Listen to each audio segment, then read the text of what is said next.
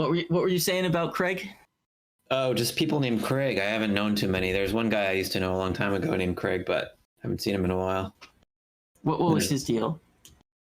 That was Frank's cousin. Oh, I feel like I should know this person, but I don't. You probably met him, maybe. It was so long ago. And then there's Larry Craig, of course. Well, who's Larry Craig? Larry Craig, he was the guy with the wide stance. You're gonna have to help me out there. The guy with the wide stance isn't quite jogging the old memory. He was I think he was a senator maybe from Wisconsin or Minnesota, somewhere in the Midwest. This was like mid 2000s. He got into some trouble in a bathroom because he was tapping his foot against another man's foot. He was making a pass at him. Okay. You don't remember that? It sounds vaguely familiar, but I can't say that it's really ringing a bell. Cool. Yeah. A lot of Craig-based podcasts. So this is pretty exciting because this is a reunion of sorts. Right. Yes, it is. Yep. The boys are back in town. Da, da, da, da, da. Nice. This is L0G1c9UY, Logic After Dark, the YouTube podcast show where I talk to my friends and or enemies, and I'm talking to Kyle at Agent DB Sweeney today, my old podcast host from our old cast, our old pod.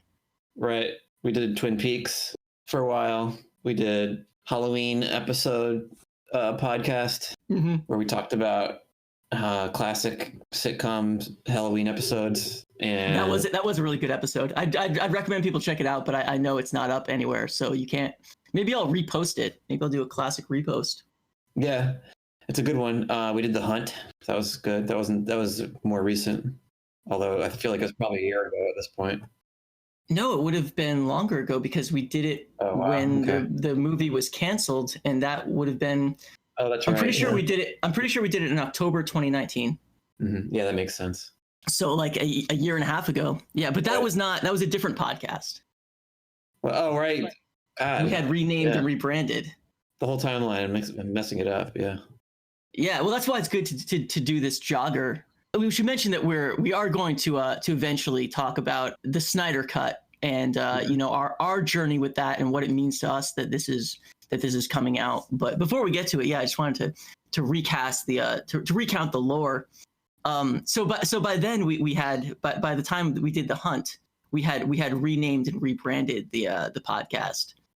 Right, it was Blocked and Reported. Right, we were calling it Blocked and Reported at that time, and that turned out to be sort of an ill-fated podcast in some ways. I agree. I mean, yeah, it was hard to keep it up. Well, yeah, so there were two things, right? There was the fact that you decided to, instead of investing in a podcast heavy lifestyle, that you would do things like get married and buy a home and become a father. I told you I disapproved of this. I've been unsupportive of these decisions. Yeah, but it's your life. You can do what you want. Right. And so that definitely interfered in our regular podcasting schedule. That we definitely fell behind because of that one. And then there was another development that took the rug out from under us, so to speak. Yeah, there was. So Jesse Single. That's correct. I can't remember if it's Single or Signal, but Jesse Single, he ripped us off. Him and his co-host. What's her name? Katie Herzog. Herzog, yeah. Katie Herzog, aka lesbian Ben Shapiro. They stole our podcast name and have since become one of the most successful podcasts on Patreon, actually. Really? At least they were for a time. What's the appeal? Why are they so popular? Well, I think they mostly owe it to a great podcast name. I mean, when you start out with solid foundation, yeah, that's what I was getting at. You have nowhere to go but up. I will say that I do think that they do a mostly entertaining podcast covering the type of internet shenanigans that we also used to cover. So that's the other thing, that not only did they steal our name, but they're in a similar wheelhouse. I would say they're in a similar genre. Yeah.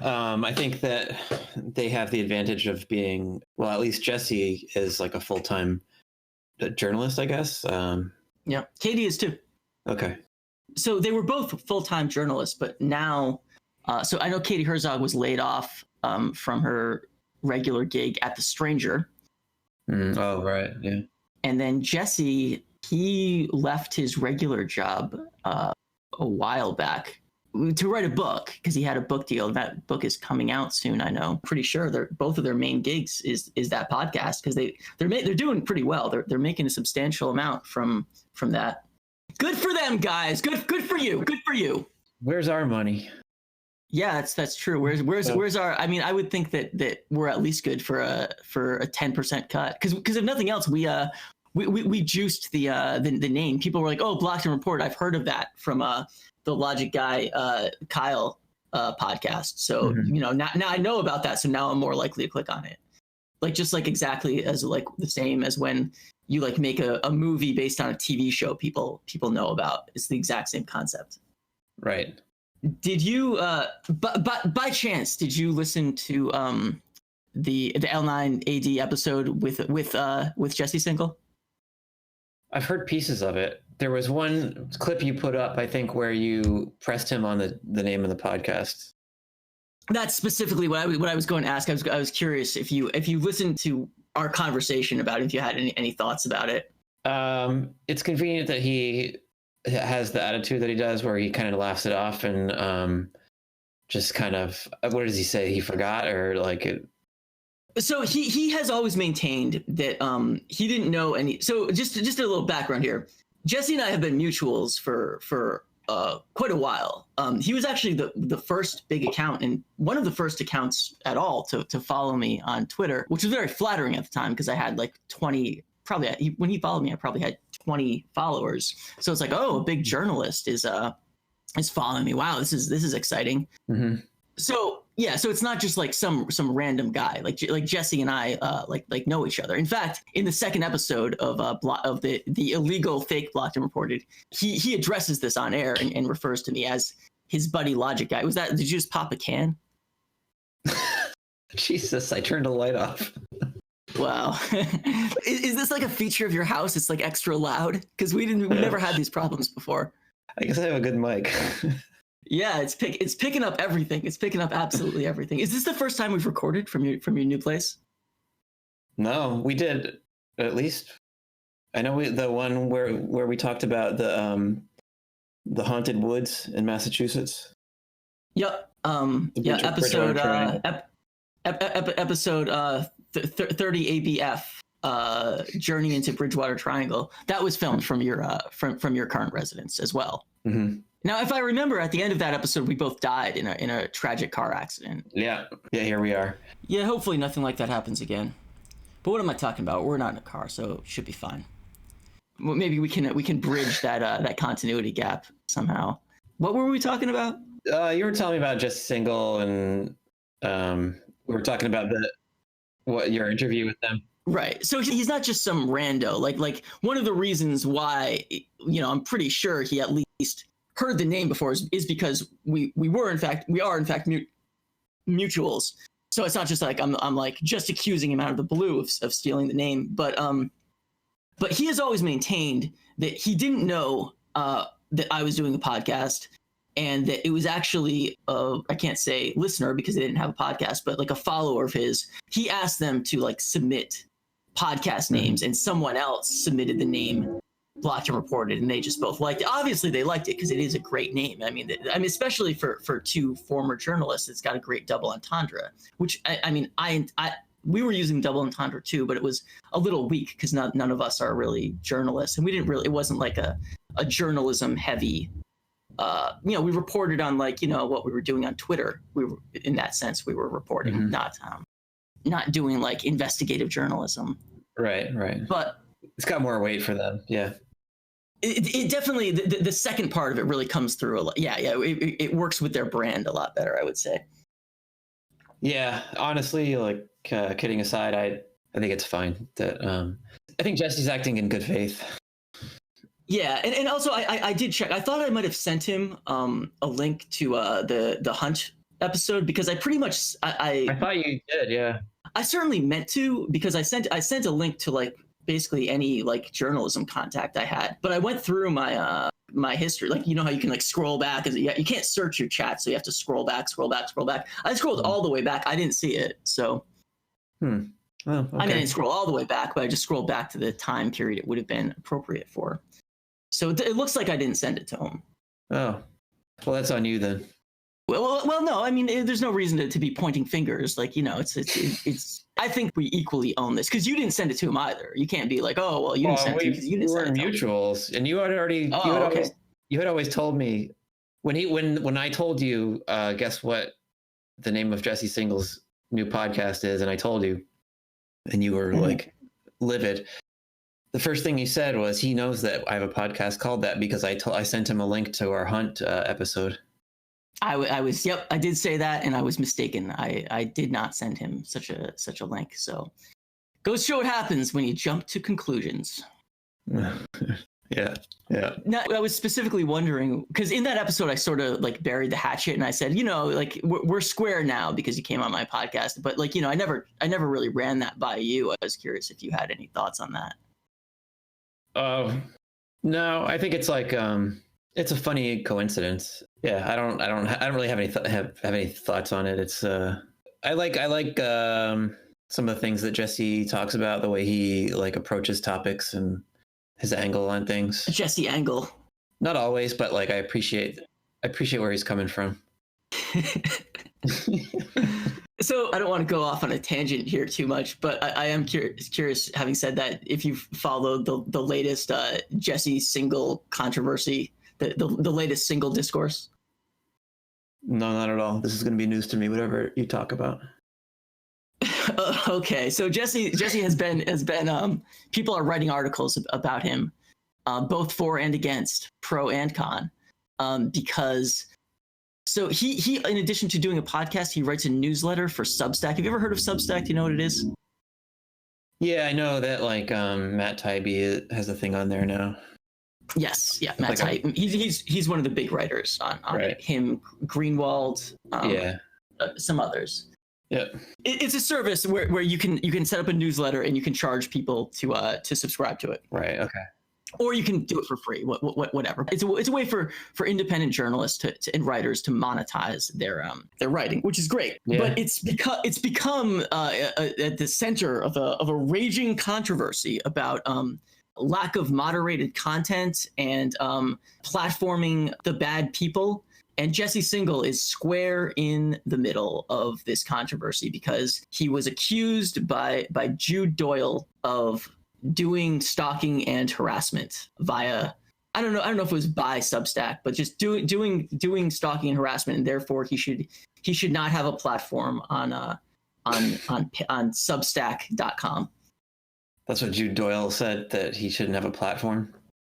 Yeah, that's more or less what he said. Yes. Ugh, this sounds bad. I'm paraphrasing there.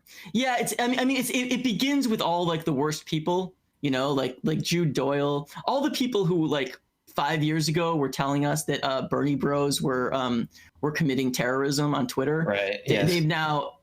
Those people are now mad about Substack. I'm glad I didn't know about this until now. I'm sure I'll be finding out about it soon.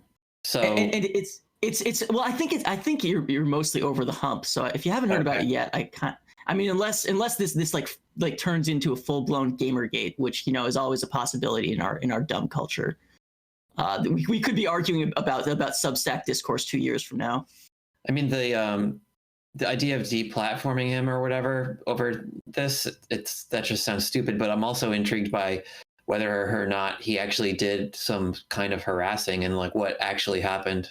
So there are many charges against Jesse, which I would not defend him on. I mean, among other things, he's written some sketchy things about trans people that I disagree with. Mm-hmm. But his co-host Katie, who he's like professionally aligned with, I would not be shy about calling Katie Herzog a full-blown like anti-trans bigot just based on certain things she said. And he's certainly, you know, only ingratiated himself deeper with that subset. But something I can defend Jesse on, because I've followed his career since we were mutuals, on Twitter. I've been curious, I've been interested in his career since then. So going back to like late 2017. So I have followed most of the stuff in real time. And I can tell you definitively that the charges against Jesse for stalking and harassing multiple trans women are like, the typical sort of hysteria you expect from excitable people on Twitter.com. It amounts to like a handful of like completely innocuous DM messages and things of that nature. Sure. Yeah, that's what I would anticipate that. Yeah, based on history. Yeah. It's exactly the level of honesty and responsibility that you would expect from the 100 worst people on the internet. Right. Yeah, when they say he's literally stalking and harassing dozens of people, what they mean is they got a DM from him once. Yeah, he's just like asking questions because he's a journalist. And okay, well, yeah, that sounds annoying. All right. So there's now like this like subgenre of article that is like the Substack article that is about Substack. Like there's dozens. Right. I'm not exaggerating. There's dozens of articles that are about like, so I'm on Substack talking about Substack discourse. Lame, I know. And then they go on to write like 5,000 words about Substack. God. Okay. Yeah, that's what journalism is today. It's you're either like tattling on like what someone said in a clubhouse room, or you're like writing about the discourse about the discourse about the discourse about yourself. That's what all journalism has become. Oh man, that's funny. You just talking about what the discourse has become reminded me of a funny. I think you screenshotted a Teen Vogue story that just was so ludicrous, and I can't even remember what it was now. Okay, I'm going to take a guess. What was it? Latinx culture has always been linked to spooky movies. That's it. Yeah, that's the one. And do you remember because there's a screenshot. There's an image on it too from a movie. Do you remember what the movie is? Yep, I do. It's the Addams Family. It's the Addams. I mean, it could be the Addams Family too. I'm not sure which one it is. But yeah, it's the starring famed Latinx actor, R.I.P. Raul Julia. Mm-hmm. Yeah, and Patricia, what's her name? Patricia Houston. Angelica Houston. Angelica Houston. And do you remember who played the daughter, Wednesday Addams? Yeah, that's Christina Ricci. Yep, Christine, who was huge in the '90s. That was like probably a big role for her. And do you remember who played Uncle Fester? Christopher Lloyd. Christopher Doc Brown, time traveling Lloyd. Yeah, great cast. And directed by Barry Sonnenfeld, the famed cinematographer for the. That's probably his first directing gig, and up until then, he was cinematographer for the Coen Brothers. Mm-hmm. That was probably his big break, and then he went on to have some huge hits with Will Smith. He did. Men in Black. Yeah. That was probably it. I can't think of any others. Did he do that John Travolta Wild movie, West, Get Shorty? Yeah, he did that one too. I don't know if he did Get Shorty, but I don't think he did. I think I can't remember who that would have been at this point. Yeah, I'm gonna look it up right now. I think it is Barry Sonnenfeld. Get Shorty. That's a Elmore Leonard story, isn't it? Yes, it is, and it is directed by Mr. Barry Sonnenfeld. Oh shit! All right. There's a full circle here because we were just talking about Raul Julia, who played like the dad in Addams Family, and right. The character, the actor who played him on that same character on the TV show was, you know who I'm talking about? Yeah, I always forget that guy's name. I'm having to look it up right now, but he's a very recognizable actor. He was in like a Joe Dante thing, I feel like. I can't remember. John Astin. Yes. When we did the Halloween special episode that you brought up before, he ended like coincidentally was in like half of the TV episodes we watched. Yeah, he also, like Latinx culture, is firmly embedded in spooky culture.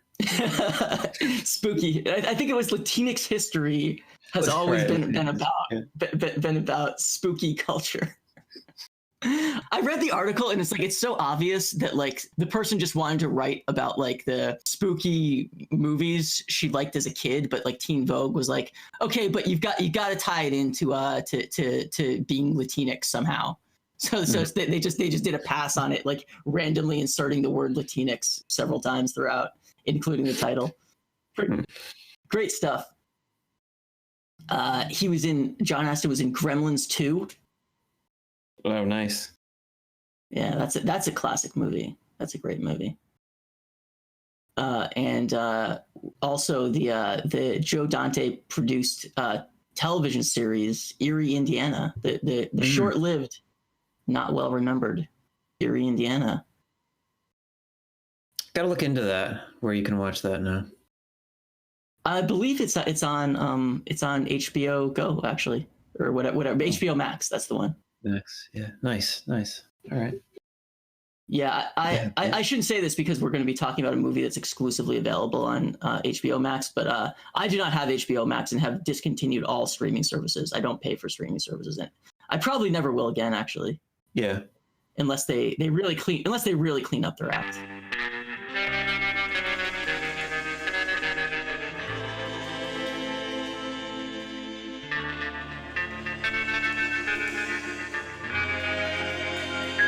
Man, we are in the weeds now. We're talking about like cable channels. Yeah, well, we can segue into talking about HBO Max's release of the Snyder Cut.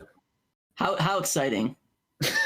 It's so exciting. I mean, I didn't know that it was even coming out until like Wednesday, and then you were like, "We should talk about it," and I was like, "Shit, I have to watch this thing."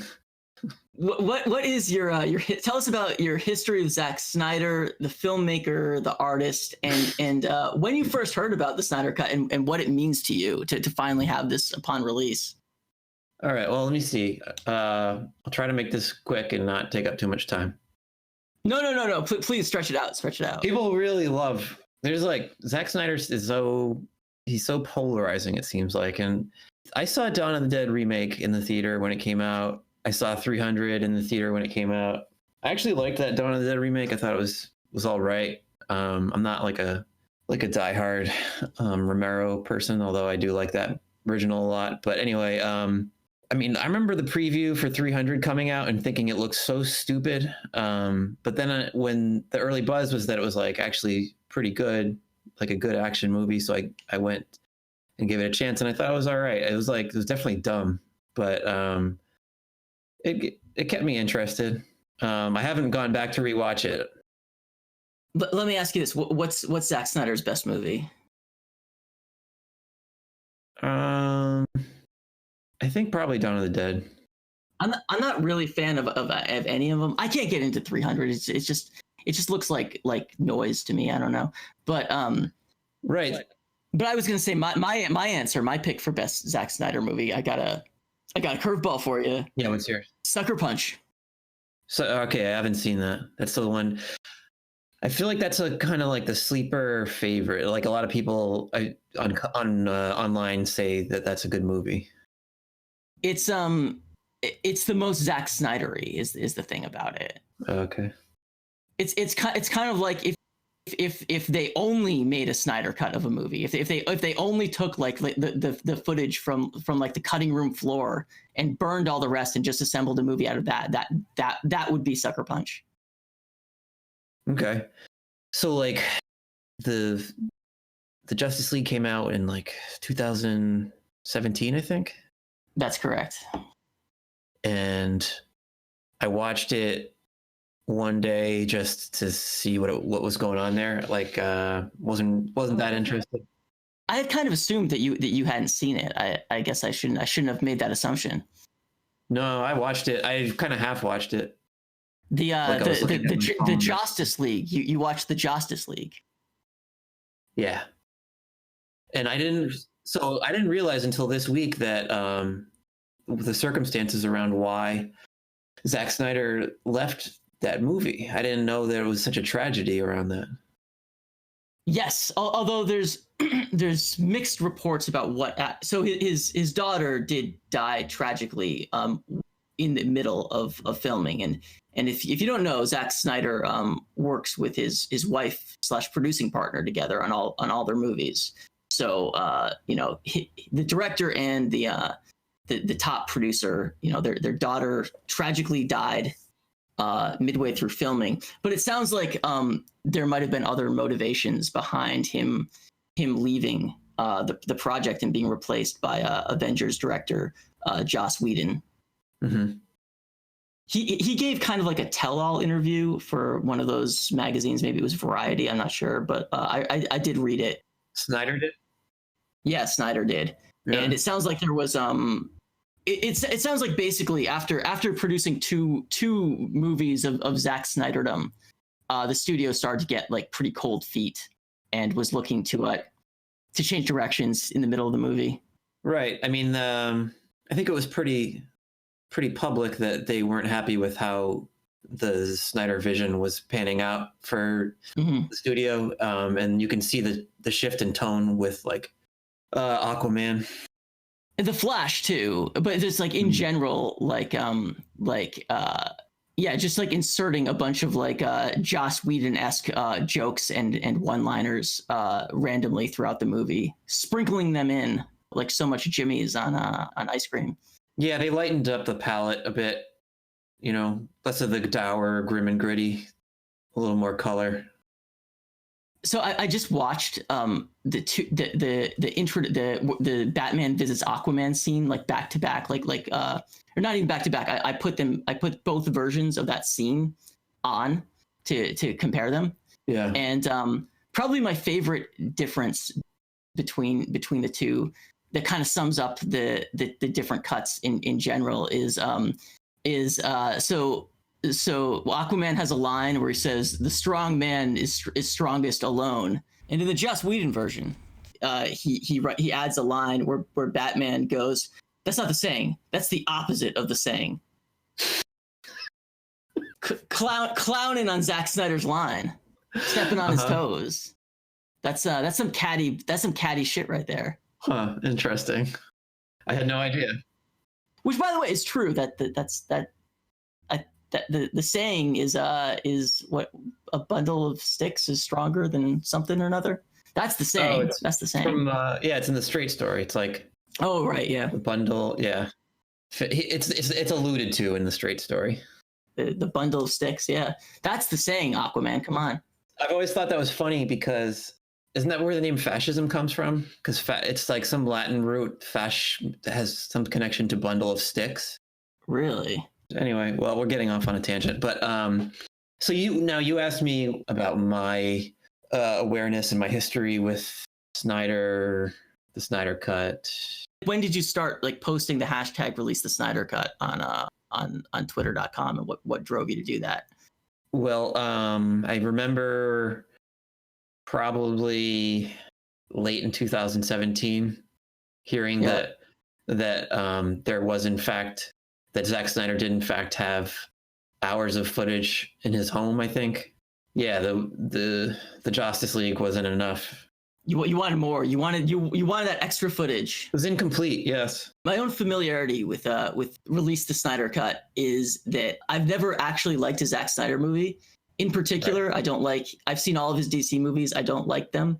And yet, I always had a soft spot for Release the Snyder Cut because if nothing else, so the films do comprise a trilogy, right? Because you've got Man of Steel, which is Birth of Superman. You've got Batman versus Superman, which is Death of Superman. Spoilers for Batman versus Superman. And then you've got Justice League, which is the rebirth of Superman. So it's a classic hero's journey. And while I don't care for these movies, the film lover in me can sympathize with the fans that are there. Yeah, sure. And want to see the trilogy completed, because having seen all three of those movies, and the Justice League does not feel like it is apart with the other movies. That the tone and style of the film is totally different and at odds with Man of Steel, the Snyderverse, totally at odds with the Snyderverse. So Yeah, I mean, I've never been one of them, but I've always been a supporter and well wisher of the release of Snyder Cut, and I applauded and support their harassment campaigns against various Hollywood studio executives. Uh-huh.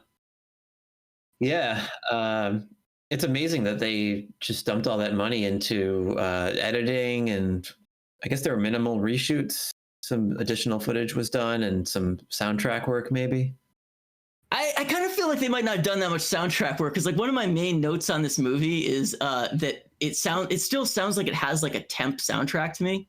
Are you talking about like the Wonder Woman song? I'm talking about the music in general. So they've got the Junkie XL Wonder Woman song. They use some of Hans Zimmer's Man of Steel score, and then the rest of the movie is scored by like what sound to me like royalty free like chanting music. Yeah, back on Wonder Woman again, there is that one chanty song that comes on. So she has like two songs. There's her action, I think it's the one that you just mentioned, the Junkie XL song. Yep. And then there's the more like I don't know, it's like more like epic and grand, and it has this woman going like, hello.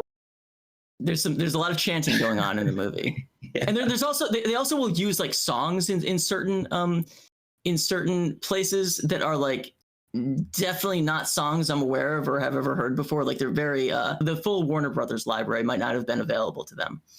Do you mean like the Nick Cave and the Bad Seeds when Waterman is going into the water? Yes. I meant to say Aquaman is going up, but it sounded funny to me. But isn't that a Snyder trademark to have like some slightly incongruous song, like it just dominates the mix? It's like the only thing. I don't know. I mean, he definitely picks some like very like on the nose music. Watchmen in particular is famous for that. Yeah, Watchmen's got like, it opens with Bob Dylan. The times are changing. Yep. And then there's a montage about how the times are changing. I actually just watched that. Not the movie, just the opening. Because I wanted to compare like the montage openings that I guess the Snyder cut doesn't have a montage opening really, but the Justice cut does have it. So I wanted to compare, but also contrast the two and their use of music. I think that the Justice cut uses a cover of a Leonard Cohen song, if I'm not mistaken. If I had to guess, I'd say it's a Hallelujah, because that's like such a go-to. That's what I thought too, but it's Everyone Knows. That's a Leonard Cohen song, right? Yeah, everybody knows. Yeah, everybody knows. Yeah, or AKA everyone knows. But both of those titles are acceptable. Oh, okay. Leonard Cohen brings me to like, I kind of feel like it's a little fucked up to go here, given the tragedy behind it. But I don't know if you noticed that the movie at the end was dedicated to their daughter, whose name I don't remember. Yeah, I saw that. I think it's Amanda. It's an A name. I know that. Yeah. Yeah. And then that is when Hallelujah plays over the credits. And I was reading that Zack Snyder put Hallelujah there. And he's like, yes, I used the song at the end. It's very special and significant because it was my daughter's favorite song. And that's very nice, Zack Snyder. But I do have to wonder if his daughter's preferred version is sung by Canadian singer-songwriter. Canadian singer-songwriter Alison Krauss. Was that her go-to version of Hallelujah? Wait, so you're telling me that song played over the credits at the end? Because I left. I had to leave the room to do something. Kyle, are you kidding me? You walked out on the end credits? It's the most important part. That's how you know who's behind the movie and who put their labor of love into the work you just watched. Yeah, I know. So disrespectful. But yes, what I deem to be a royalty-free version of Hallelujah does play over the credits. Dedicated to his daughter Autumn, by the way, is her name. Oh, Autumn. Okay. Yeah. I guess we didn't really talk about this, but the Justice League, a film that I have seen, I would say is one of the worst movies I've ever sat through. Just a terrible, soggy noodle of a movie that is just instantly forgettable. And if there's one problem with the movie, I mean, there's multiple, but if I had to put my finger on one problem with the movie, do you know what I'm going to say? Do you know what culprit I'm going to finger here? I have no idea, honestly. I am going to point to the villain of the movie, Mr. Steppenwolf. Oh, okay. I would just say it just feels like they didn't even try with this character. Yeah, I agree with that.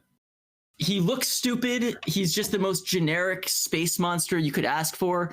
I want to address the name Steppenwolf. It doesn't make any sense at all for a space monster character. Steppenwolf, the animal, is named after the steppes. I don't know if I pronounced that right, but the mountain range in Europe. Why is the space monster named after a mountain range in Europe? So I didn't bother to research this. I just assumed it was a character that they pulled from the comics that had some tie-in with Darkseid, but I don't even know if like Darkseid, he wasn't even mentioned in the Justice League, right? That's not true. There is one line where they do acknowledge Darkseid, where Steppenwolf does say the name Darkseid. Okay. Yeah. Okay, but and my point, you're okay. Go on. My point was that Steppenwolf, does he have some connection to the comics, to DC Comics? Yes, he is. He is a character from Jack Kirby's Fourth World, who comes from Apocalypse, the Darkseid's planet, and is like a henchman for him. Now, I've read a lot of stories featuring the new gods in Fourth World, including the original Jack Kirby stories, and I gotta say, I didn't remember this character whatsoever. Yeah, so you think they could have done better in picking a villain from the books? I do, and I mean the answer is just obvious. It should be Darkseid. Yeah, that should be the villain of the movie. I think is pretty uncontroversial, and it sounded like, because I heard that when they were going to hashtag release the Snyder Cut, people kept saying that that it was going to have Darkseid in it, and I guess I just sort of assumed that if you're trying to fix this awful movie and you're including Darkseid, my mind just leaped to the conclusion that it would be featuring Darkseid as the main villain, but he's barely in the thing. Right. I got excited when he showed up, and I thought, oh, so you said that the movie was forgettable. I had the same experience. I couldn't remember any of it before I pressed play. As it was playing, I was like, oh, I remember this scene. I remember this stuff. And then like, there's the chase on Wonder Woman Island where Steppenwolf is trying to get the box. And I was just remembering, like, yeah, this guy didn't do much for me. But then, like, I think that they start developing the Darkseid stuff in that scene. Maybe I can't remember when. No, it's at one point in the movie, and there's different scenes where this happens. But at one point in the movie, Wonder Woman tells Batman a story. And in the Snyder in the Justice League version, it's just about Darkseid and them fighting not Darkseid, Steppenwolf. They fight a war. They team up with the Green Lanterns to fight a war against Steppenwolf. And in the Snyder cut, Darkseid is added to it. So that's the difference.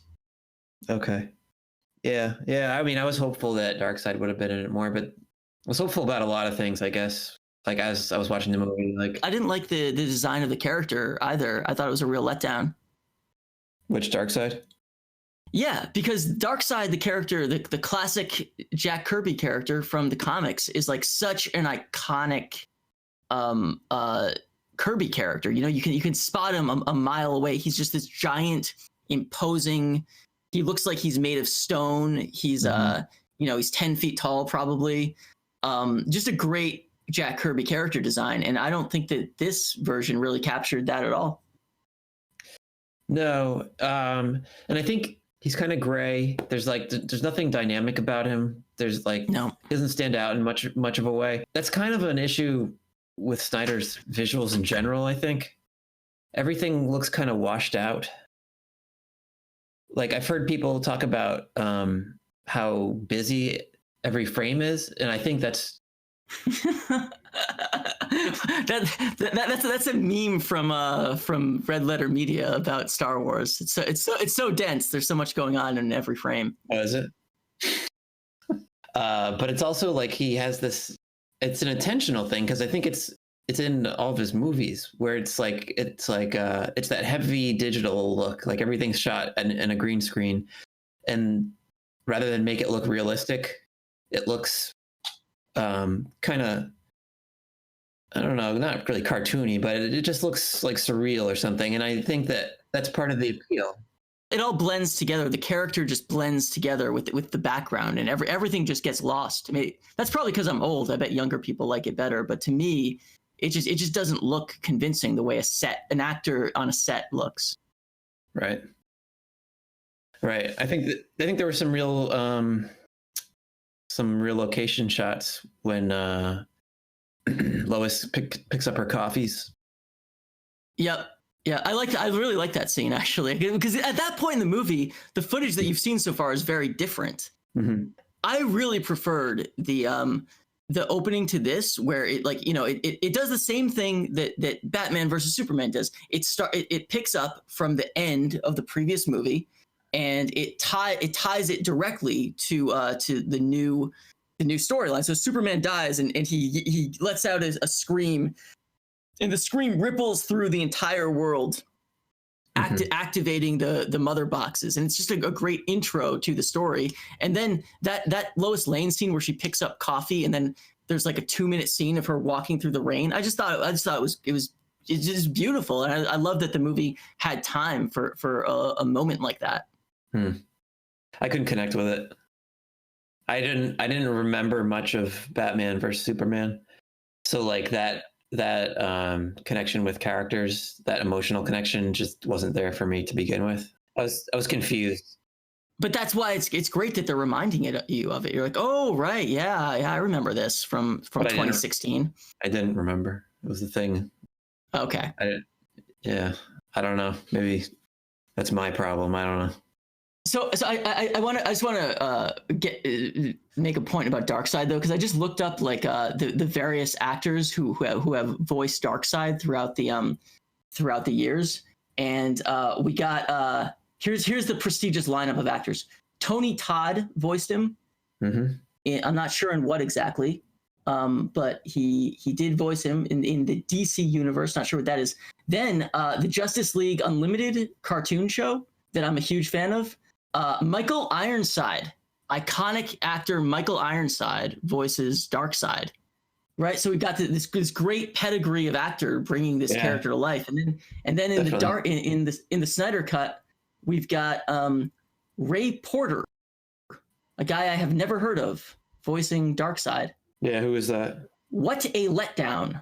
I don't know. I apparently he was in Almost Famous. I don't know who he played. Porter. Oh, that's 2 Almost Famous graduates. Oh, who is this guy? I'm looking at his. Who's the other one? Billy Crudup. Oh, right. I forgot he was in this. Yeah. So Ray Porter is an audiobook narrator. See, that's just not. I want. They should have brought in someone to match the pedigree of Michael Ironside and Tony Todd. I'm not sure who that would be. I agree. Legendary cartoon voice actor Frank Welker played him in something. I don't know what. Again, I don't know where. But like you've got these big guns, this A-list talent, and then Ray Porter. Who's that? That's like if you're casting Batman, and you're like Ray Porter. Ray Porter is Batman. Like just a letdown. Come on. Speaking of casting, I think the funniest moment for me watching this was, so in the credits it mentions David Thewlis. Did you notice him in the movie? I certainly didn't. You should go back and look for it. It's pretty funny. I think it's in Wonder Woman's story. Wait, is he one of the bank robbers? No. Okay. He's like an old, big, muscly guy in an old story. Is he Zeus in the flashback where he's shooting lightning at Darkseid? I don't think he's Zeus. He's more of like a sword guy. Okay, I don't remember him at all. Wait, but this character was in because he played the villain in Wonder Woman, right? In the Wonder Woman movie, isn't he the guy who like you think he's the friend, but then he turns out to be the evil guy? Is he reprising his role? No, he wasn't in Wonder Woman, was he? Yeah. He played like the bad guy basically of the movie. Spoiler for Wonder Woman because you're just supposed to be surprised. I'm looking this up. I'm looking this Yeah, I up. have to say I don't remember him. I'd completely forgotten he was in Wonder Oh, you're Woman, and right. Yeah, I okay. No, he's not reprising his role. But he's just they use his face for a few seconds on this uh animation. Like they put his face on a big muscle man. really no. Here's what that's got to be because he played. Are you sure it's not the Dark Side flashback? Because he played Maybe, I don't know. Ares, the god of war. So he's got to be in that flashback where it's they impose David Thewlis's face on a big muscle man, and that's because Zeus is there shooting lightning, and he's probably Ares, like helping to battle Darkseid. That's got to be Right. it. Yeah. That's it. Okay, great. That makes sense. I probably did notice him. I just completely forgot. I forgot he was in Wonder Woman too. So no, I thought you didn't. No, hold on, Kyle. Your story's starting to fall apart. I thought you didn't watch the credits. I thought you didn't watch the credits. In the opening, when the names are coming up, when Superman's dying and stuff. Right. Okay. Yeah. No, I missed David Thewlis. I did notice I remember when I saw Willem Dafoe's name, I was like, Willem Dafoe is in this. And then I, again, had completely forgotten that Willem Dafoe is in Aquaman, which is really tells you a lot about the characters these great actors are playing. Mm-hmm. Like just completely throwaway, forgettable stuff. I don't even know. Is Willem Dafoe Aquaman's dad? I have no idea.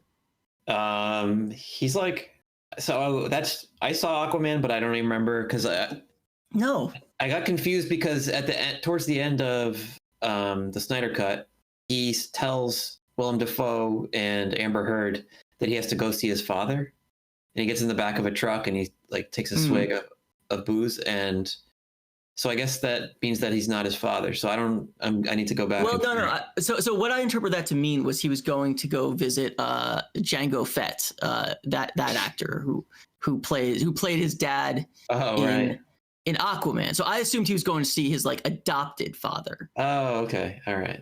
Yeah, but then he has an Aquaman father too, and I want to say that's Willem Dafoe. That would make sense, but I don't really remember. Mm-hmm. God, that movie. These movies are just like just in one ear out the other. Like you watch it, and then 15 minutes later, you're just like, I cannot tell you anything that happened in that movie. Yeah. So like that just brings. I guess we're kind of jumping all over the place, but that brings to mind the climactic battle and how confused I was by like their strategy, their plan, because like I don't think there was any mention of what the specifics of the plan were going in, which is fine. You don't need to do that, but at least there should be some kind of like I feel like it should kind of make sense what's happening as it unfolds. And so what specifically were you confused about? So there's this thing going on between Cyborg and Flash. Cyborg has his hands in the mother stones or the mother boxes. Another classic detail of world building from Mr. Jack Kirby, Jack the King Kirby. Yeah, I thought that was kind of cool. The mother box. They're neat. One thing I did like about this movie is I like the sassy mystic, like evil mystic guy that came out of the mother boxes when another Jack Kirby character, Desaad. Yeah, Desaad. I kind of like Desaad. But anyway, so I was pretty let down by him just because, I mean, it was fine. I guess he was just a bit player, which is appropriate for the character. But like, again, there was nothing that really captured the essence of the character design to me. He was just like a black guy, basically, guy in black. I guess the voice work, the character behavior was more what I was getting at. But so anyway, like the Flash is doing circles around the perimeter, and it's like just like, what is he? Why is he doing it? What is he doing? I don't know. I'd like to get a little bit of information about what their strategy is. Yeah, I definitely could not explain it to you. Although I wouldn't necessarily put that on the movie. I might have put it on the fact that I had very much checked out by this time. But one thing I did like in that scene is the way Flash gets hurt, and he's like, "Ooh, ooh, Yeah, he says, "I just got the wind knocked out of me." He's got to kind of walk it off. Yeah, I've got the wind knocked out of me. And then he stands up. And you see a giant gash through his torso. He's basically crying. I enjoyed that too. That he got hurt and he's crying. Do you like the Flash? Do I like the Flash? I like Ezra Miller. I'm not sure if that guy still has a career. I think he might have. I think he might be canceled now. I'm not sure. Oh, for like stuff outside of this? He like attacked a fan in a bar in Iceland. It's the most bizarre story. There's footage of like someone approaching him. It doesn't even look like a bar. It looks like they're in like a Home Depot or something. And this woman approaches him and is like, "Hey, you're Ezra Miller. Hey, cool." And he's really friendly at first. And then at the end of the clip, he's like choking her. And people are like, "Whoa, dude, relax, calm down." So I kind of thought that he had ended his career. And then he's also, I saw him recently in as playing Trash Can Man in the CBS All Access adaptation of The Stand. And it was quite possibly the worst performance I've ever seen by an actor I've liked in the past. It was actually pretty incredible. Wow. But that doesn't have anything to do with the Flash, though. I guess I like the Flash. I mean, he's sort of there to be like the comic relief, and I don't really recall laughing at all. He's not really Barry Allen to me either. I guess I had thought that I had misremembered that he had been cast as Bart Allen, who's like the kid Flash. He's like the smart alecky juvenile Flash from the future. And his love interest in this, who is not in the Joss Whedon cut, but is here in the Snyder cut, but although I don't believe she has any lines, that's Iris, and she is a love interest of I believe a different Flash, Wally West. Yeah. I thought so, at least. Yeah, that kind of comes and goes. They don't make anything of it. No, it's really like she's very shoehorned in. I guess the only thing I could say about the Flash is I did like that scene. I mean, they pretty much did the same thing that they did with Quicksilver in the X-Men movies, which is not very original, I guess. But I liked how like he had to like navigate the laws of physics when he's in super speed, because if he touches anything, it's gonna like instantly burn up. So he just like puts a finger to the glass, and the glass just like shatters, and then he steps out, and then he's like, okay, so she's flying through the air, I've got to catch her, but he can't catch her because if he does, just being in contact with someone moving at that speeds would I'll hurt her. Yeah, like it would be way more damaging than just hitting the ground at the speed she's going at. So he's got to kind of like without touching her, like maneuver her into safety. And then I like the bit with a hot dog too. I thought that was pretty good. Yeah. Why is he putting a hot dog in his pocket? Why? And then I forgot about it, and then it comes back. It's great. Right. Yeah. I thought he was going to eat it later, and then he surprised the audiences by feeding it to the dogs. I thought he wanted it for a snack, and I was like, why aren't you getting buns and some mustard? But then nope, he's got a plan. He's got it all figured out. Great stuff. Yeah, and that is a new scene, new for the Snyder cut, right? Yeah. I don't remember that from the original Justice. It was not in the original. Yeah. So what'd you think of the Flash? He's okay. Like I think he's the one character that I didn't dislike. Like he was more like neutral, and yeah, I couldn't find much of interest with any of the Justice League characters. Yeah, I guess I thought that Wonder Woman, like Gal Gadot, was good as Wonder Woman. Like it was kind of like a return to form for the character for me, who I didn't really like in the new Wonder Woman movie. But I thought that she was pretty good here. There's not much of a performance, it's just her, but I thought it was okay. She's not a very good actress, I don't think. No, but she doesn't have to be to play Wonder Woman, I think is the key point. I guess. I mean, she does have scenes where she's doing dialogue, and she's meant to convey emotion, and she has a hard time with that. Didn't work for you? No, it didn't work for me. Even moments where she's just like listening and watching, her presence is just it's poor. Just her screen presence. I have this weird thing with Wonder Woman where I feel this is a weird thing to say about a superhero character, but like she like doesn't make sense. Like like supposedly she has like the strength of Superman, but then when she like fights guys, she's like doing karate and like dropping down and like kicking their leg out from under them, and it's like, well, and then like blocking the bullets with her bracelets, and it's like, well, but if you have the strength of Superman, like why do you need to do any of that? Like Superman doesn't have to do any of that if he just fights like some bank robbers or whatever. She does seem more human than Superman. Yeah, because they have her do like she's like very Xena warrior princess. Like that's the word I'm looking for. You know, like that kind of stuff. Yeah, it's like she's more like Batman than Superman. But then all of a sudden she can like lift a tank over her head, and you're like, well, wait, what happened now? Right. That scene where she foils the bank robbery, that's like got to be like the worst scene in either version of the movies. It's so corny. It's really corny. There's so much corny shit in this movie, and I think, I don't know, that's one of the big problems. It's like it's this kind of corny that it just makes me uncomfortable. It's like what scene in particular made you uncomfortable? They're sitting around. I think it's right after Steppenwolf got the third box, and they're talking about. Thinking also about when they're talking about bringing Superman back, and that scene was uncomfortable too. Like just the dialogue is just like the attempts at jokes. There's this thing that he does with dialogue, and this is the screenwriter too, I'm sure, is that like they say things that are obvious that don't need to be said. Yeah, well, I mean, it's like all superhero movies, it's very exposition heavy. Yeah, I guess that's exposition, huh? Yeah, I guess so. See, I was disappointed by that part.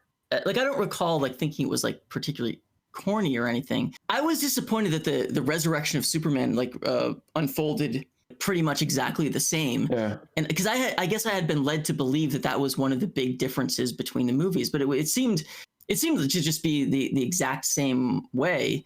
And then, you know, the marketing really hyped this black suit that Superman was going to be wearing in this version. Like in this version, Superman's not wearing the red and blues. He's black. He's wearing the black costume. And you're like, oh, well, that's neat. I wonder why he's wearing a black costume. And there's nothing in the movie about it. It's not a plot point or a story point at all. He's just wearing a black costume. Why? Yeah. Why does he wear black? I have no idea. I know that you're supposed to wear black at a funeral. I don't know what the etiquette is after you are resurrected after your own funeral. Are you supposed to wear black then? That's more like Easter. Like for Easter, you wear colorful clothes. And when Mr. Spock came back from the dead, he wore white robes, not black. Mm-hmm. True. That's another similar like hero's journey trilogy, because you've got Wrath of Khan, you've got Search for Spock, and then you've got Voyage Home, the unofficial Star Trek Dudes Rock trilogy. Mm-hmm. And it's another classic because it's got Death of Spock, Rebirth of Spock, travel back in time to San Francisco to save the whales with Spock. A classic hero's journey. Right. Yeah, and he didn't wear, like, Spock didn't wear black in that, so I don't know why Superman needs to wear black. So, what else? Oh, I did want to ask. So you said that you watched this with your wife? A little bit, yeah. She watched parts of it with me. Yeah. I'm just curious. What I want you to reenact her reaction when you sat down to watch this, and it was revealed that it was a 4-hour long cut of the Justice League movie. How did your wife react to that news? When I told her it was 4 hours. Yeah, how did she discover it? Did you warn her beforehand, or did she discover? No, I warned her beforehand. She's like, I guess I'm going to my studio.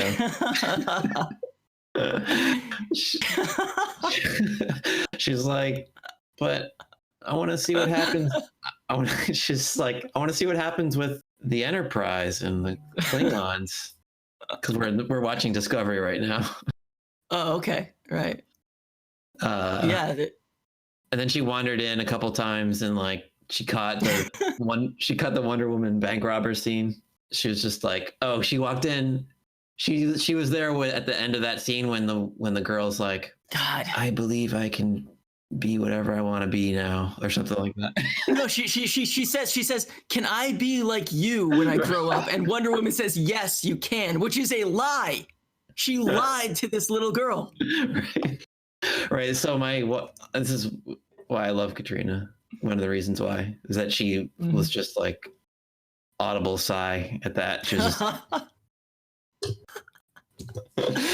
They have a really similar moment in the second Wonder Woman movie that came out at the beginning of the year, and it's like they really push this like hokey, like empowering young girls angle, and it doesn't work at all. It's always like a groan-inducing moment.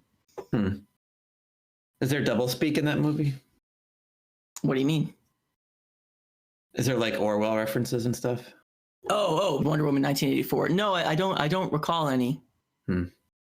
Missed opportunity. Yeah, real missed opportunity. I mean, I think that would be cool if it was 1984, but there was Wonder Woman and she had to like battle the evil government of 1984. That would be a cool movie.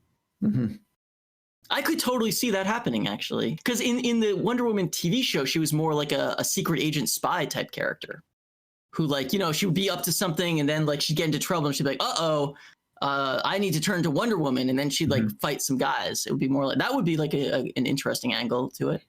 And an invisible airplane, I think. Yep, that's true. They had the invisible airplane in the 1984. I don't think that was an allusion to the book, though. I don't think that had anything to do with it. Okay. Speaking of failed adaptations, Steppenwolf is just a total bastardization of the Herman Hesse novel. Yeah, have you read that? I read it. I don't think that the screenwriters read it at all. It seemed to just be a complete departure. Yeah, what's the deal with his horns? I don't know what the deal with his horns is, and I don't know if the character in the comics has. I know he's a character from the comics. I just have no idea who he is. But I did want to ask, when they revealed the new and improved Steppenwolf, and they were like, "Don't worry, guys, we fixed Steppenwolf," and they showed a picture on social media, and it was Steppenwolf covered in tiny needles. I can't even remember what he looked like in the original, but yeah. He's just a big purple monster in the original. Okay. And I guess they decided that wasn't a good design, and they fixed it by adding thousands of tiny needles all over him. And he's silver now. He's metallic instead of purple. I guess that's armor, right? He takes it off. He takes it off when he bows before what's his name? Darkseid, yeah. Yeah, he takes it off in that scene. Darkseid, yeah. And I thought scenes like that did like add a little bit of like I mean, he's still not a very good character, but at least it added like a little bit of like motivation. He seems like a real character now, as opposed to you know, just a blob of CG. But I have to say, as skeptical as I was about the tiny little needles, I actually thought in the movie it looked a little more visually interesting. It was interesting how they were always like moving around him, and it just added like a little bit of visual texture to the character design, right? Which I thought was like a marginal improvement. I did not get that was armor at first. I was trying to figure out if that was like he had weird skin or something. At the end, when they open up the portal to Darkseid, yeah, Darkseid's standing there with Desaad and some human-looking character. That is Granny Goodness, who is another one of his so his like advisors basically are Desaad and Granny Goodness, and yeah, so she didn't have any lines or anything. Yeah, she didn't get to do anything, but that is another character from the comics. Yeah, I was wondering about that. There was some funny little moments of characters being thrown in that I had no idea what was going on, and the big one was Martha Kent turning into who I learned was Martian Manhunter, and I didn't understand. That was a cool moment for me, at least. That's because you know who that is. I had no idea what was going on, and why does that happen? Why does that even exist in that movie? Martian Manhunter is one of the coolest DC comic characters of all. He's really awesome. So he's like this dude. He's kind of like Superman in that he's this like very powerful dude from a dead civilization, and he just has every power. And he can mind read, and he can shapeshift, and then he has all of Superman's powers too. And he's just sort of like a guardian character. Like he's kind of a pacifist, and so he doesn't like to fight, but he works more behind the scenes. And he's one of the coolest characters in Justice League. He played a big part in the Justice League Unlimited TV show, which if you haven't watched, you should totally watch because it's great. And when I learned they were making a Justice League movie without Martian Manhunter, I was really disappointed. And I had no idea he was in the Snyder Cut. So when that moment happens and her eyes glow, and I'm like, and then she starts shapeshifting, and I'm like, Yeah. And then the camera you see a cape, and then the camera pulls back, and it's Martian Manhunter. I have to admit, I was a little excited at that point. I have to admit. Well, that's cool. I mean, that's good for people like you who are already fans of that character. Mm-hmm.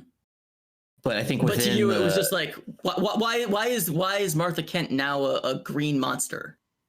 Right, and then he doesn't show up until one scene at the end of the movie. Like, it's not really like needed. It does not add very much. No, it doesn't. There's a lot of stuff that doesn't add much. It's also a little confusing because I don't know if you noticed this, but so the character it's Martha Kent. And she has just come to give some advice to Lois Lane about rejoining the living. And you're like, oh, that's a nice scene between Martha Kent and Lois Lane. And then she leaves, and you find out it was not Martha Kent at all, which sort of devalues the Martha Kent character, I guess, in a lot of ways. And then she shapeshifts into John Jones, the Martian Manhunter, but then he shapeshifts into another person, another character. And I don't know if you were aware of this, but that guy was in both Man of Steel and also Batman versus Superman. So this is a character we've met before. Oh, okay. Yes, I totally forgot. I mean, I know that actor, but I didn't remember him from those movies. Yeah, okay. All right, so it makes more sense now. I've always considered that guy like a poor man's Lawrence Fishburne, which makes it confusing that he's in a movie with Lawrence Fishburne. What movie? Those two movies. Lawrence Fishburne plays Perry White in Zack Snyder's verse. Okay. Although he was not, I don't believe he made an wait, no, did he make an appearance in this? No, I don't think he did. I don't remember seeing. Okay. Now, see, back in the day, Lawrence Fishburne could have played an awesome Martian Manhunter. Yeah. Okay. I think I can see that. Yeah. I mean, I don't know the character that well, but he's a little bit like a Morpheus character. He's really powerful, but he's not a fighter, so he tends to stay more in the background. But when he comes into the foreground, it's pretty awesome. What's that actor's name? Do you know? Harry Lennox, I think, something like that. Yeah, it's Harry Lennox. I think so. So I'm kind of curious if so has he been Martian Manhunter all along? I wouldn't think so. I would think that maybe that guy died and John Jones started impersonating him. It would be my guess. Okay, so I had a feeling, and I just wanted to look it up and confirm it. He's also in Matrix, the sequel. Yes, right. Also with Lawrence Fishburne. Yeah, and don't they play romantic rivals? Aren't they fighting over the love of Jada Pinkett Smith? Yeah, so she's got a real type. Especially those guys, their voices. Their voices are very, very similar. Yeah, I forgot that they were in it. I wonder if that's a thing. They're like, hey, we just got Lawrence Fishburne. Maybe we can get this discount Lawrence Fishburne. So did you watch this all in one sitting? I did, but I was watching it, and then by the end, I had it on and was doing other things. So I don't know if that counts. When did you start tuning out? It was around the time Superman came back, and I realized because I was very disappointed at that point because I thought it was going to play out differently, and when it played out pretty much exactly the same, I got kind of frustrated. So what did you think about the epilogue? By the epilogue, are you talking? There's 5 scenes that are the epilogue. The one segment that I think is the most problematic is the dream. Okay, so when it's the future and the Joker is there, those theme with the Joker. I mean, does that make sense at all? Am I missing something? Why have an extended dream? It doesn't really make sense, and it's it just is tacked on at the end. It doesn't feel like it's part of anything. I could see with just a little bit more laying the groundwork how a scene like that could make a pretty awesome ending. I think you could build an awesome motif around that. I just don't think this movie did it. How do you mean a motif? What do you mean? Well, I just mean like you could set up that like, oh, based on what's happening now, Darkseid's going to invade. So what we're trying to do here is we're trying to stop this guy so this awful future doesn't come true. And that's sort of what they set up in. Do you remember that they set this up in Batman versus Superman? No, I'm sorry, I don't. Okay. So they allude to it in this movie. Bruce is like is like, hey, I this Flash guy, I had a dream about him once, and he warned me that Lois Lane is the key. And I think he's talking to Wonder Woman, and Wonder Woman is like, yes, Lois Lane is the key, which doesn't I don't know why she would say that, to be honest. So they sort of have set it up. And that is really why Bruce Wayne is trying to recruit people. He knows something's coming because he had this dream / warning from the future that warned him that something bad was going to happen. Right. And then Cyborg has a vision, I think, right before they bring Superman back. Like, yeah. When they activate the mother box, Cyborg has a vision that sort of, it's maybe you could even say it's like a prequel to what happens in the Justice League. Now, this is one of like the more half-assed parts of like the Justice League cut, because they set up this I don't know if it's a cliffhanger exactly, but they set up something, and then they're like, yeah, we're going to pay this off later, and then the movie comes out and there's no mention of it whatsoever. So I'm glad that they're at least able to like connect to that and like bring it up, but I just don't think that they did a particularly good job establishing that this is a impending future that they're trying to stop, but the thing they're doing doesn't work. And see, part of the reason why I think I'm able to connect these dots is that this is very similar to a storyline in Grant Morrison's Justice League, which is one of my all-time favorite superhero comic book runs. Grant Morrison wrote Justice League for like 4 years, and he had this awesome storyline called Rock of Ages, where it's basically the same thing. Like this super weapon like falls into their hands, and they're doing a bunch of stuff, like Lex Luthor's trying to get it, but then suddenly some of the characters are transported into the future where they're in this like post-apocalyptic nightmare future where Darkseid rules the earth, and they have to battle Darkseid, go back in time via the cosmic treadmill, which I believe they reference in this movie. I'm not sure. It's a big mouse wheel that the Flash can run around in, and by doing that can travel back in time. And so they get that, travel back in time to present day, and then destroy the Rock of Ages, or the super weapon that is in their time. By doing so, they stave off the future where Darkseid controls the earth. Okay. Great stuff. And see, that's a sequel to this movie that I could totally watch. Sure. A sequel like set in that future world. Yeah, but then it's not reality. It's just Batman's dream. Right? I mean, I think it is a dream that I guess they don't really establish why Batman keeps having these dreams, but I think that the implication of it is that these aren't dreams; they're glimpses into the future.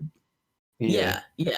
They're prophecies, basically, because he sees Flash. He'd never seen Flash before, and then he meets Flash later. So it's not just a dream; it's like a premonition. And then, what's his name? Cyborg is having these premonitions as well. So obviously, it's not just a dream he's having. So you think it's still a possible premonition of something that could happen if Darkseid comes to Earth? Yeah, I think that that's because the fact that he had the dream at the end means that like this future is like still coming. So they haven't, even though they won the battle, they haven't staved off this eventuality. But that's why Martian Manhunter is working behind the scenes, because he, via his psychic powers, he knows about it too. So he is also working behind the scenes to like stop this future from happening. Yeah. Do you think Warner Brothers is going to make another Snyder movie to finish that, to continue it? Yeah, that's a good question. I think this has been like a pretty big hit for them. So I mean, maybe they're motivated to keep to keep going. I feel like the DC universe has been in like the Warner Brothers DC films have been in kind of like a weird place ever since Justice League, because when you get all your big guns together and you've got your Batman, Superman, Wonder Woman, Flash, all of them, you got them together and you release them in a movie, and the movie like is a box office disaster, which Justice League was. Like, where do you go from there? Like, on the one hand, you want to like cancel the whole thing, but these characters are still like valuable commodities on their own. Like, the Wonder Woman movie was really big, the Aquaman movie was really big. Yeah. So they can still crank these out and make money, but like, it's just kind of weird to have these characters, but like, they'll go see an Aquaman movie, but not a movie with Aquaman, Batman, Superman, and Wonder Woman. Like, that's weird.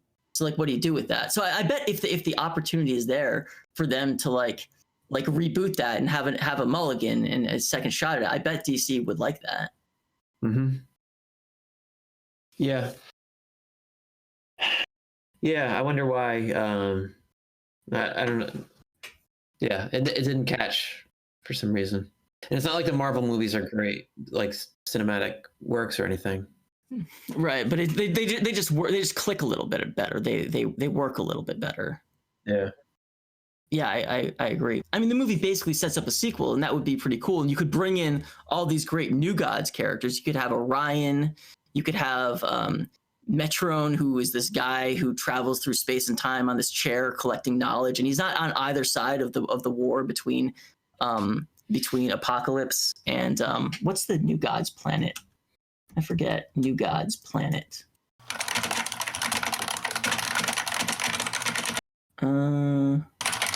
New Genesis, that's right. Yeah, so he's not really part of this war between New Genesis and Apocalypse. He's kind of his own thing. And then they have this character named Black Racer, who's this guy who shows up on skis, like flying through the air on skis. And he shows up when like a god is about to die. He shows up and like carries their soul back to wherever it is they go. So he's a pretty cool character. So there's all these great characters you could introduce. Sure. Yeah, I think it would be pretty cool. I have to say, like the Apocalypse vision in Batman versus Superman, it was the only part of the movie I actually liked, because it just felt like very like almost stream of consciousness. Like, like we're watching Zack Snyder play with his action figures in his sandbox, and like this is like some like stream of consciousness thing he's making up as he goes. I like that. Yeah, there were one or two moments in this movie that felt kind of like that. I can't remember what they were, but so what's your verdict? Justice League versus the Snyder Cut. Which one do you go with? It's interesting question, because I don't think either of them are good. I mean, I definitely I'm pretty much with you on Justice League. I don't think so either. Justice League was I did watch it, but like I said, I didn't remember most of it. So I don't know. I'm kind of inclined to give it to the Snyder Cut, just because there's something more, like, it feels like there's something heartfelt about it, or yeah. I mean, it's interesting to me that like just this is like whatever else you think about the movie, you can't deny it's like a labor of love. Obviously, this meant a lot to Zack Snyder, and it meant a lot to the release the Snyder Cut people, and for them to like push for this and like actually have it come out, this like 4-hour long monstrosity that shouldn't exist by all rights. This movie shouldn't exist, but it does. Yeah, and that's impressive in of itself. That's an interesting thing. I don't know if anything's ever happened like that, where there's been pressure from fans to make something happen, and it I mean, that's not the only thing that got it to happen, but it's an important thing. I can think of a precedent when the fans all of Sonic the Hedgehog all got mad about the Sonic the Hedgehog design and yelled about it online, and then the studio changed it to an objectively better design. They fixed it. I have not seen the movie. Just looking at the design side by side, the new one seems better to me. Well, I think it was all about the teeth. I think it was about the eyes too. Yeah. Yeah, he didn't have the right eyes in the original version. That's what I noticed. I think there was some fan pressure that came into play with Twin Peaks at a couple times. How so? Well, I know in season 2, when ratings were suffering, and they did ABC or CBS, I can't remember at this point who had that show. They were trying to figure out what to do with it, and it was risking just being canceled without even getting to the season 2 finale. And there was a fan campaign, and Lynch went on Leno and was urging fans to write to the studio to say, keep Twin Peaks going. No, wasn't something that happened there that they decided Lynch never wanted to reveal the killer of Laura Palmer, and they decided they had to, right? That's true, and this has all happened after that reveal. Oh, yeah, really? Yeah, Lynch never. He wanted to have the show never ever reveal Laura Palmer, not knowing that it would only be 2 seasons long until a few years ago. But the studio said we have to do it. Yeah, which personally, I mean, I think if you're doing a whodunit, you gotta reveal who did it at some point. I just think that should be the end of the show. Sure, yeah. Which I mean, it's fine to just have a show that runs 2 seasons. I don't really see the problem with it. I wish they had kind of just done that.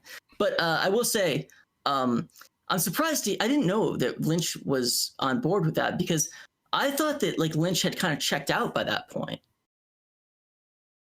So the chronology of Lynch's involvement is that he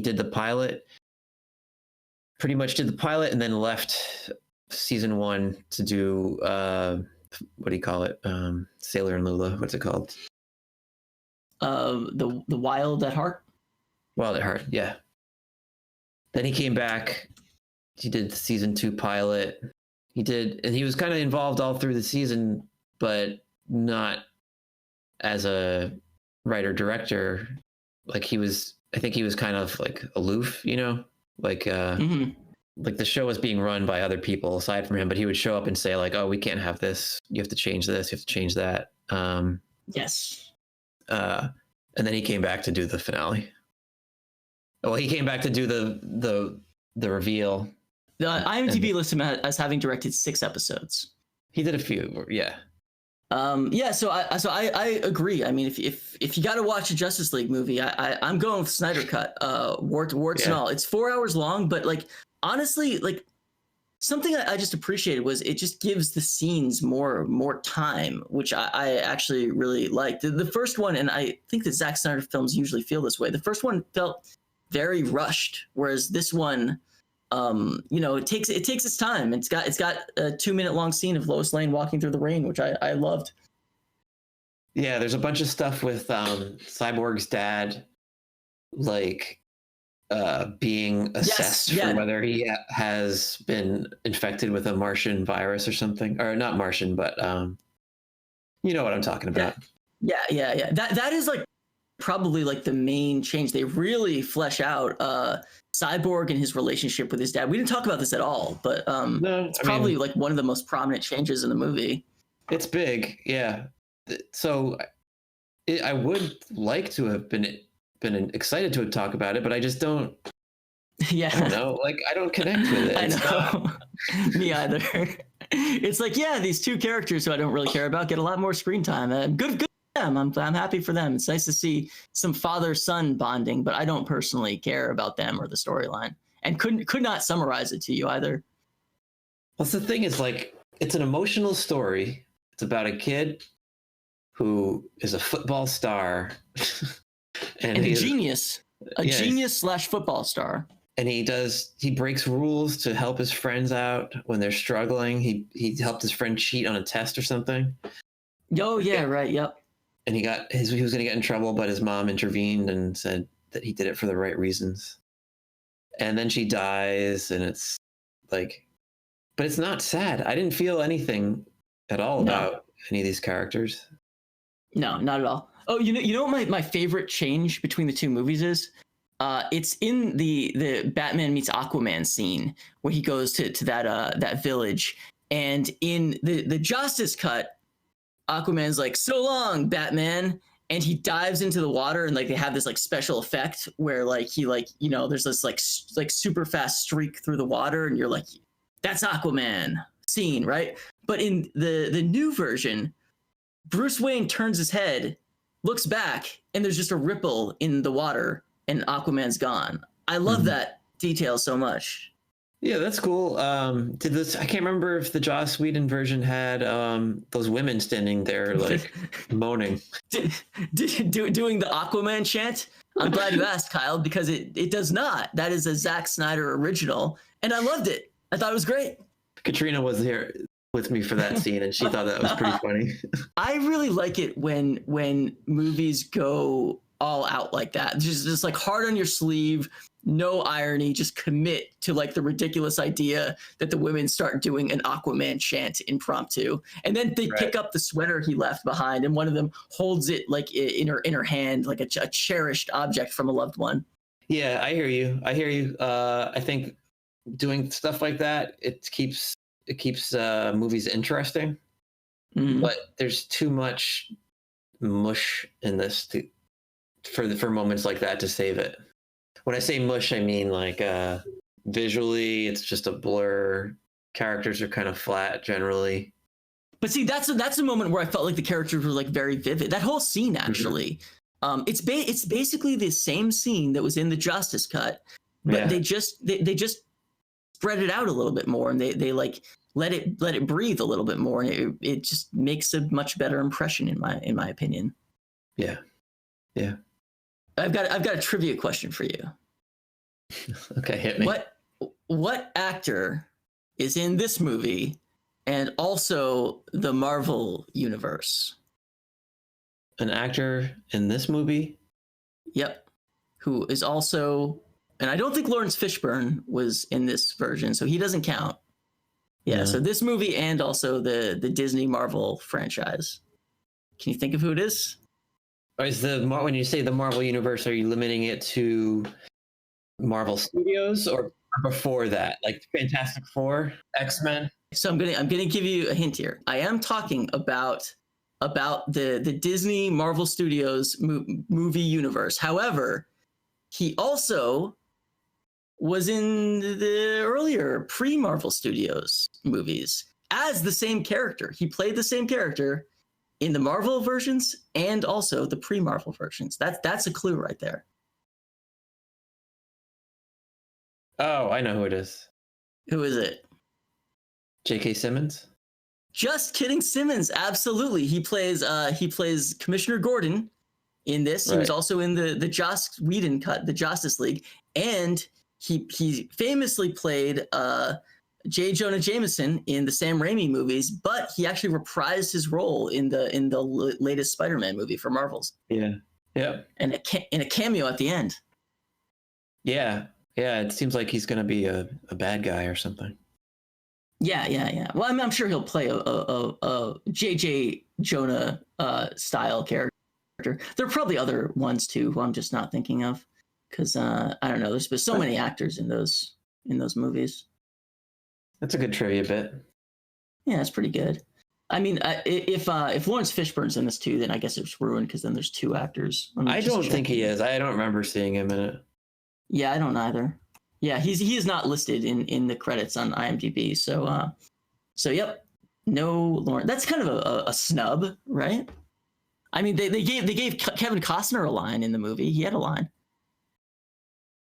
Yeah. There's that one scene where it's like Kevin Costner alternating with what's his name? Clark's other dad. Diane Lane? Oh, right. That guy, Russell.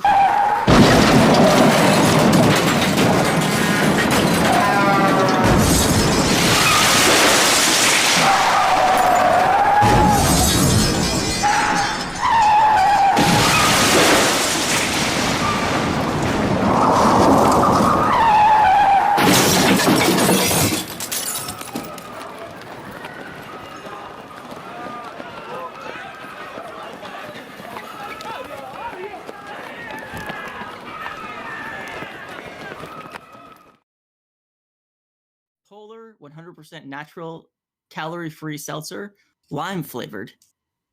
Oh, I have polar lemon.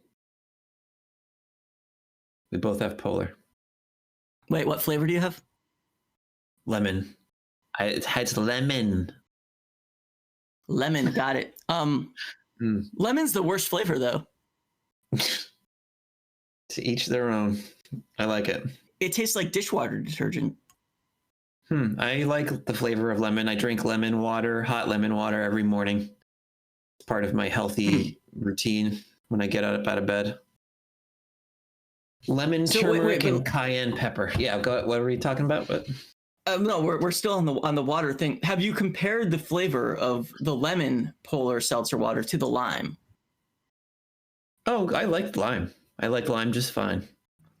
It's so refreshing. It's never a bad time for lime. It is refreshing. But I like most seltzers. Do not.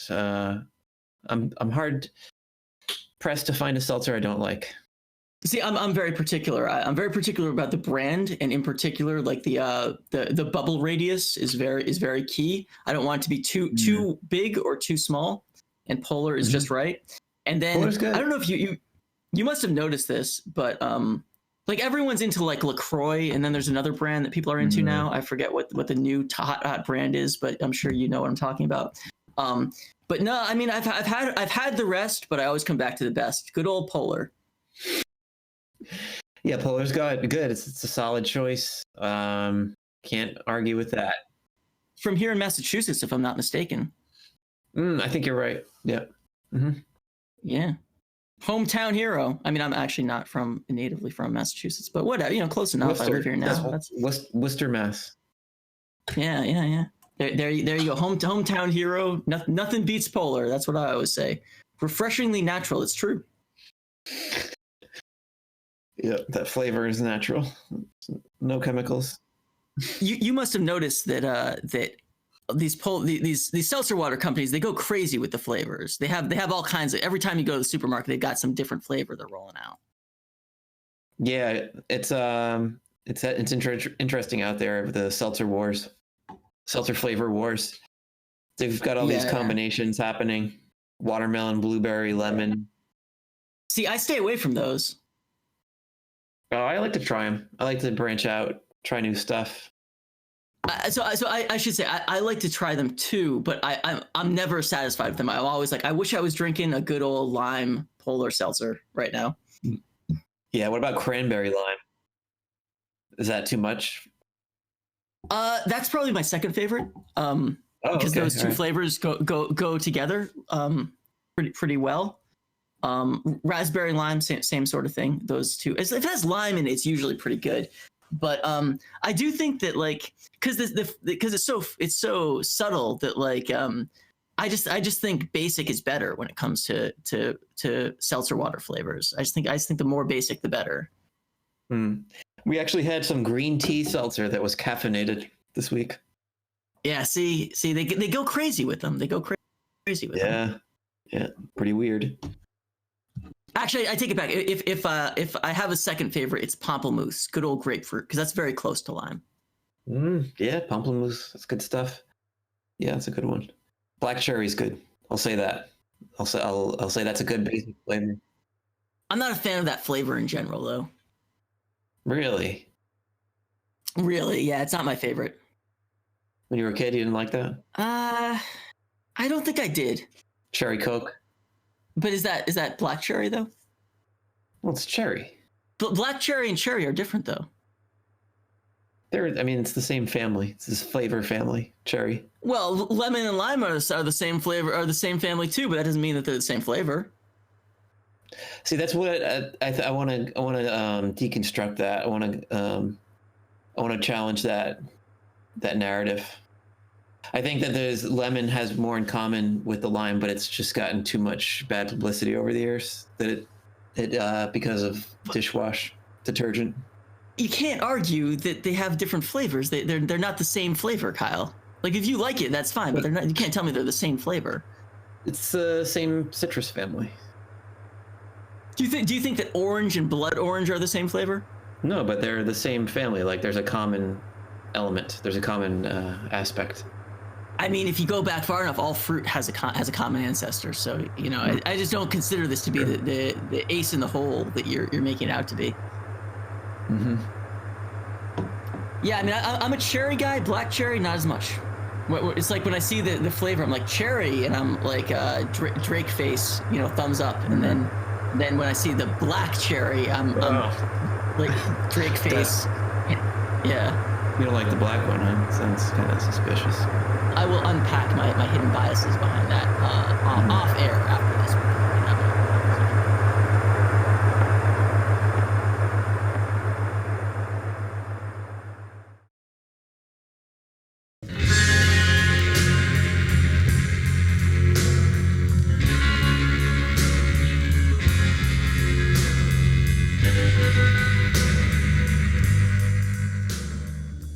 All right. Well, I think it's time for me to sign off.